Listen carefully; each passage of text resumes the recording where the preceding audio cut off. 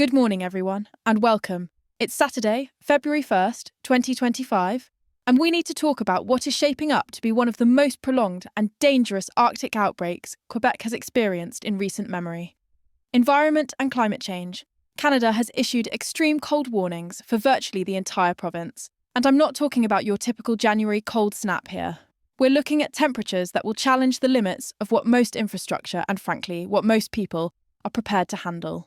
The warnings extend from the Ottawa Valley, straight through Montreal, Quebec City, up into the Saguenay region, across the North Shore, and deep into Abitibi-Témiscamingue, covering areas where more than 7 million people live and work. We're talking about overnight lows hitting minus 40 degrees Celsius with the wind chill factored in. And in some northern communities, we're going to see actual air temperatures, not wind chill, dropping to minus 38, minus 39 degrees Celsius.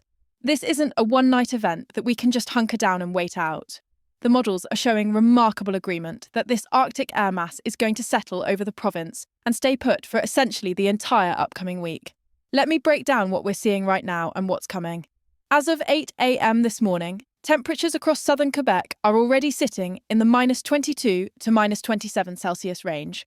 Montreal is reporting minus 24, Quebec City has dropped to minus 26, and Sherbrooke is checking in at minus 25 degrees Celsius. Now add in the wind component, because we've got northwesterly winds gusting between 30 and 40 kilometres per hour across the St. Lawrence Valley. And those wind chill values are already in the minus 35 to minus 38 range. For context, Environment Canada's threshold for issuing extreme cold warnings is wind chill values at or below minus 40 for at least 2 hours. We're going to be blowing past that threshold tonight and staying there for days. The airport in Montreal recorded a wind chill of minus 36 at 7 a.m, and that's going to feel like minus 42 by this evening once the sun sets and that radiational cooling kicks in. Quebec City is tracking even colder, with forecast wind chills tonight reaching minus 44 degrees Celsius. What makes this outbreak particularly noteworthy is the longevity and the geographic extent. Typically, when we get these extreme cold events, they're associated with relatively small, intense pockets of Arctic air that move through quickly. You get one brutal night, maybe two, and then things moderate. That's not what we're dealing with here. A massive high-pressure system has positioned itself over Hudson Bay and is essentially parked there, acting like a giant refrigerator door that's been left wide open, allowing continuous reinforcement of Arctic air to spill southward across Quebec. The models, and I'm looking at both the Global Environmental Multiscale model from Environment Canada and the American GFS model, and they're in agreement on this, are showing this pattern locked in place through at least Friday, February 7th. That's 7 consecutive days where overnight lows across southern Quebec won't rise above minus 25 Celsius. And in many areas, we're going to struggle to get above minus 20, even during the peak heating hours of the afternoon. Let's talk about the northern regions, because this is where things get truly extreme. Val-d'Or in Abitibi-Témiscamingue is forecasting overnight lows of minus 38 degrees Celsius. Again, that's the actual air temperature before we even factor in wind chill. With winds at 20 kilometres per hour, we're looking at wind chill values approaching minus 50 in that region. Chibougamau, further north, could see actual air temperatures drop to minus 41 Celsius by Monday night. These are temperatures where exposed skin can develop frostbite in under 5 minutes. We're talking about conditions where your car battery might not have enough power to turn over the engine, where standard winter clothing becomes inadequate, or where anyone working outdoors faces genuine life-threatening risk if proper protocols aren't followed. The North Shore communities along the Gulf of St. Lawrence, places like Sept-Îles and Baie-Comeau, they're looking at a slightly different scenario because they've got that maritime influence. But even there, temperatures will bottom out around minus 30 Celsius, with wind chills in the minus 42 to minus 45 range. Now, here's the timeline you need to understand, because this is going to affect everything, from your commute planning to whether schools might close to how you need to prepare your home and vehicle. Tonight, Saturday night into Sunday morning, that's when we cross into the worst of this initial push. Temperatures will drop to minus 28 to minus 32 Celsius across the Montreal metropolitan area. Quebec City will hit minus 30 to minus 34. And the Laurentians and Eastern Townships are going to see minus 32 to minus 35. Wind chills, province-wide, will range from minus 40 in the warmest spots to minus 48 in the coldest valleys and northern areas. Sunday provides no relief. Daytime highs will only recover to around -22 in Montreal, -24 in Quebec City, which means we're not even getting that typical afternoon warm-up that usually gives people a chance to address any issues with heating systems or frozen pipes. Sunday night into Monday morning looks like a carbon copy of Saturday night, possibly even a degree or two colder as that Arctic air fully settles in. Monday through Wednesday represents the core of this outbreak. We're looking at 3 consecutive nights where large portions of southern Quebec will see actual air temperatures of -30 Celsius or colder. The overnight period from Monday into Tuesday looks particularly brutal. Montreal could bottom out at -31, Quebec City at -34, Saguenay at -36, and those northern communities in Abitibi could challenge -40 degrees Celsius. Daytime highs during this period will struggle to reach -20, even in the most populated areas. We might see -18 or -19 in Montreal during the peak heating hours on Tuesday afternoon if we get full sunshine. But Quebec City will likely stay at or below -22 as a high temperature. Think about that for a moment. A high temperature of -22. That's colder than a typical overnight low during a normal January. The winds are going to remain a factor throughout this entire period. We're not talking about calm, still Arctic air where at least you can bundle up and manage the cold.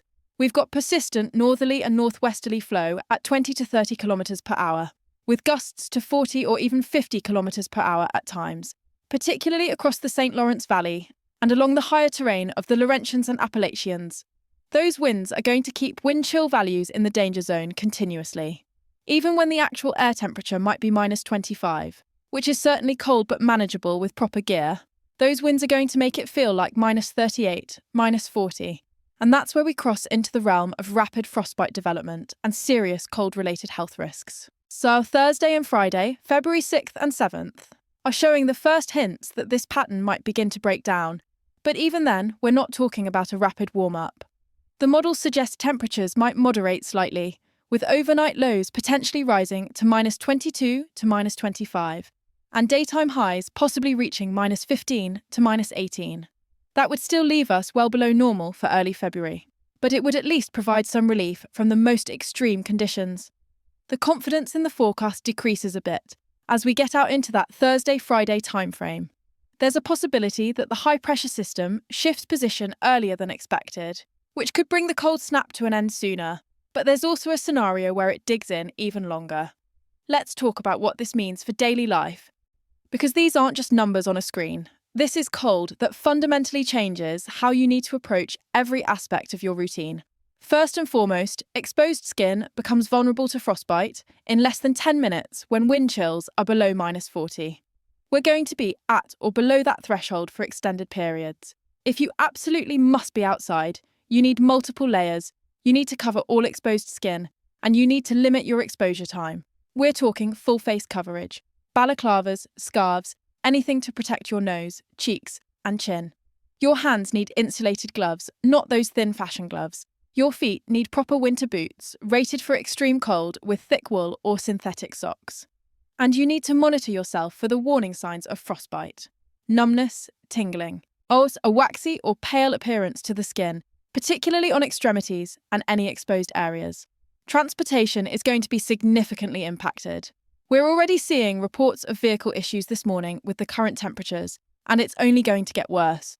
Car batteries lose about 60% of their strength at -30 Celsius. If your battery is more than 3 or 4 years old, or was marginal going into this cold snap, there's a very real chance your vehicle won't start.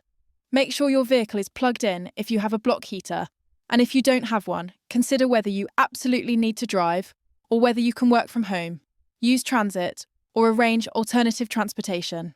Abture transit agencies across the province are reporting they're deploying extra buses and staff to handle potential equipment failures and delays. The STM in Montreal has issued advisories that some bus routes may experience delays due to the extreme cold affecting vehicle operations. Keep an emergency kit in your vehicle if you do drive. Blankets, extra winter clothing, a charged cell phone, some non-perishable snacks and water, a flashlight, because if you break down or slide off the road in these conditions, you need to be prepared to stay warm until help arrives. Home heating systems are going to be working overtime, and this is where we need to talk about both energy consumption and safety. Hydro-Quebec has issued a statement asking customers to reduce electricity consumption during peak periods, typically between 6 a.m. and 9 a.m., and again from 4 p.m. to 8 p.m. Because the grid is under significant strain with everyone cranking up their heating. They're not at the point of mandatory reductions or rolling blackouts, but they're monitoring the situation closely. Set your thermostat to around 19 or 20 degrees Celsius if possible, rather than the typical 21 or 22. That 1 or 2 degree reduction can make a meaningful difference in aggregate load on the system. Make sure your heating vents aren't blocked by furniture or curtains. If you're using space heaters as supplemental heat, make sure they're modern units with tip-over protection and automatic shutoff, and never leave them unattended. We see a spike in house fires during extreme cold events as people use alternative heating sources improperly. Pipes are another concern. Any pipes in unheated areas, in exterior walls, in crawl spaces, or in uninsulated areas are at risk of freezing when we're at these temperatures for extended periods. Let faucets drip slightly overnight, particularly on exterior walls. Open cabinet doors under sinks to allow warm air to circulate around pipes. If you have a cottage or second property, make sure someone is checking on it regularly, because a burst pipe in this cold can cause catastrophic damage very quickly. The insurance companies are already preparing for an increase in claims related to frozen pipes and heating system failures. For vulnerable populations, this cold represents a genuine crisis. The homeless population in Montreal, Quebec City, and other urban centres is at extreme risk. The emergency warming centres across the province have extended their hours and are operating at capacity. If you see someone outside who appears to be in distress or doesn't have adequate shelter, call emergency services immediately. Hypothermia can set in rapidly in these conditions. Elderly individuals, particularly those living alone, need to be checked on regularly. Cold-related deaths are a real concern during events like this, and often they occur in people's own homes when heating systems fail, or when individuals are unable to maintain adequate warmth. Check on your elderly neighbours, your relatives, anyone who might be particularly vulnerable. Outdoor workers face mandatory exposure time limits under Quebec's occupational health and safety regulations. When wind chills are below -40, workers must have access to warm shelter and are required to take breaks from outdoor exposure. Construction sites, delivery drivers, utility workers, anyone whose job keeps them outside needs to follow these protocols rigorously.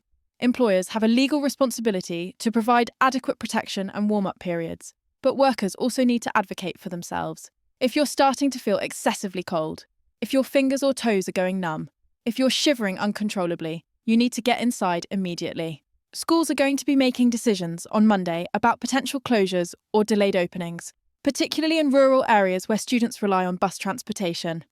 Some school boards in the Laurentians and Outaouais regions have already announced they'll be monitoring conditions overnight and will make early morning decisions about Monday operations. Parents should check their school board's website and social media channels Sunday evening and early Monday morning for updates. The general threshold that most boards use is wind chill values below -40, combined with concerns about bus reliability and student safety at bus stops. Let me put this in some historical context. Quebec obviously experiences cold weather regularly. This is not unprecedented in absolute terms. But when we look at sustained cold outbreaks where temperatures remain at or below -25 for 5 consecutive days or more, we're talking about events that typically happen once every several years. The last comparable event was in January 2022, when Montreal saw 4 consecutive days with overnight lows below -26 and daytime highs failing to reach -18.